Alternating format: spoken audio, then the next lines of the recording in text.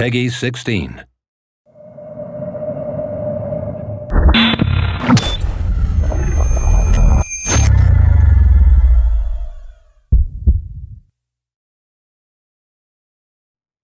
Don't forget who you are and where you come from. F. Scott Fitzgerald. Despite the best efforts of the nameless hero in previous installments, the world in Risen 3 Titan Lords is still on the brink of disaster. This time, however, a new hero has to step up, and he's got a very personal score to settle with the Titan Lords. You see, their relentless war has not only laid waste to most of the world and unleashed the dead from the depths of the planet, they've also stolen his soul.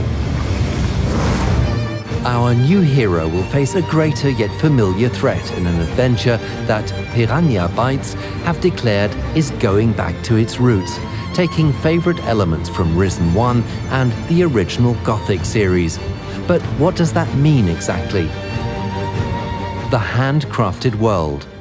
A key trait of Piranha Bytes games is the believable and authentic game worlds that they craft. This handcrafted world is one shaped by narrative. Nothing is there by chance, nothing is placed at random, and nothing is generated. Everything has its own look and purpose, and the larger world, crafted for Risen 3 Titan Lords, is no exception. This time around, the world of Risen 3 gives the hero the opportunity to explore a darker tone, as seen in areas such as Calidor, home of the legendary demon hunters, and Taranis, home of the mages and their protectors, the Guardians. Both of these areas may trigger memories of environments found in Risen 1, and they also offer a distinctly Gothic vibe. Heroes will discover quests and characters as they make their way through this diverse world. From quaint medieval-style towns and deep dark mines to the supernatural shadow world, there is a wealth of possibilities waiting to be explored, and for fans of the Piranha Bytes heritage, there may even be some familiar elements and indeed faces along the way. Mages. We should never have banished them. We should have killed them. Exploration. There's much to discover, and heroes are freer than ever to explore, whether it's treasure hunting in ancient ruins, roaming through forests or abandoned mines, and, for the first time ever in the Risen series, swimming off to uncharted areas, both with and without the aid of a map. No matter where one goes, as you'd expect, it's no walk in the park. Deadly creatures are lurking behind every corner. And the world itself isn't much friendlier than the local fauna. The world contains many dangerous areas loaded with precarious paths, booby traps, dead ends, and of course puzzles. But in Risen 3, as ever, fortune favors the brave, and more often than not, exploration reaps rewards, be it gold, peculiar quests, legendary items, or even secret passages. Attitude. At the end of a hard day's adventuring, our weary hero also can't always expect to kick back and relax peacefully with pals at the local tavern. But hey, that's Risen for you. Not everybody wants to be your best friend from the start, and those that do probably can't be trusted. Respect has to be earned or even taken. Go fuck yourself. You are just cruising for a bruising. Come here, shrimp. And it simply wouldn't be Risen if the hero was able to dominate every fight right from the start. Similar to former Risen games or the legendary Gothic series, our hero has to pick his battles carefully. Sometimes there's no shame in retreat, so long as you can come back later with a bigger sword and the experience to wield it. Combat. However, hot-blooded heroes may meet a swift demise if they're not careful. The true hero is mindful of his opponents in combat and uses his full repertoire of skills. Fast attacks keep opponents on their toes, but they don't do excessive damage. Heavy attacks, on the other hand, do a lot of damage, but they also expose the hero's defenses. The key is to observe and find the best time to block, evade, counterattack, or even change tactics. Our hero has more combat options than ever before, allowing him to switch strategies seamlessly.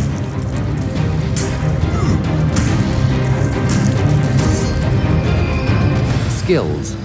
As the hero defeats enemies and completes quests, glory is earned. This glory can be spent on making the hero better in various ways by improving his attributes in the areas of melee and ranged combat, cunningness, influence, toughness, dexterity, magic and spirit, and by unlocking new skills and abilities. This time around, our hero has more freedom to forge his style by choosing what he wants to focus on upgrading. But how does one acquire such skills? Teach me something. What would you like to know? A staple of Piranha Bytes games are the skill trainers, who will help our hero reach new heights of greatness, and, of course, they're returning in force to Risen 3 Titan Lords. These NPCs will teach our hero perks which can unlock new abilities, if the hero possesses enough gold to make it worth their while, of course, and some will even offer to train unique skills only when the hero is officially part of their faction. So choose wisely, hero. Can I learn something from you? You're not a guardian, therefore I am not permitted to teach you any of our skills. But I think I could teach you a thing or two about fighting. Return of 3 factions. Speaking of factions, this time we're returning to the classic Risen 1-like setup of 3 competing factions in the world, to which the hero can prove his mettle. Each offering unique quests, abilities, spells, weapons, items, and tiered armors, depending on his level of worth and dedication to the faction of choice. The hero can choose to dip his toes into the guild, getting only what he needs to progress and no more, or fully immerse himself in their ways, being granted their progressively better equipment as a result. Those who prefer heavier plate armors to cloth and lighter armors will have a lot to look forward to this time. The 3 joinable factions aren't the only players in the world, however, and our hero will have to be mindful of other key players in the world who have their own agendas and allegiances. Return of Crystal Magic. Followers of the Way of Magic from Risen 1 will also feel right at home.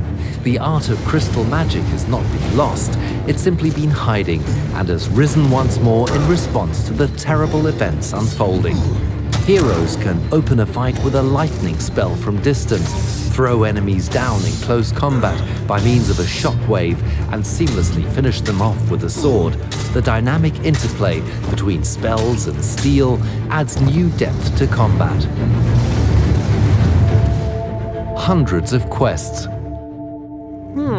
Nodu is good GNU, works a lot. Ask him if he need help anyway. Alas, even the best sword just doesn't cut it when one lacks the opportunity to actually use it. Luckily, there are more than enough reasons to draw steel.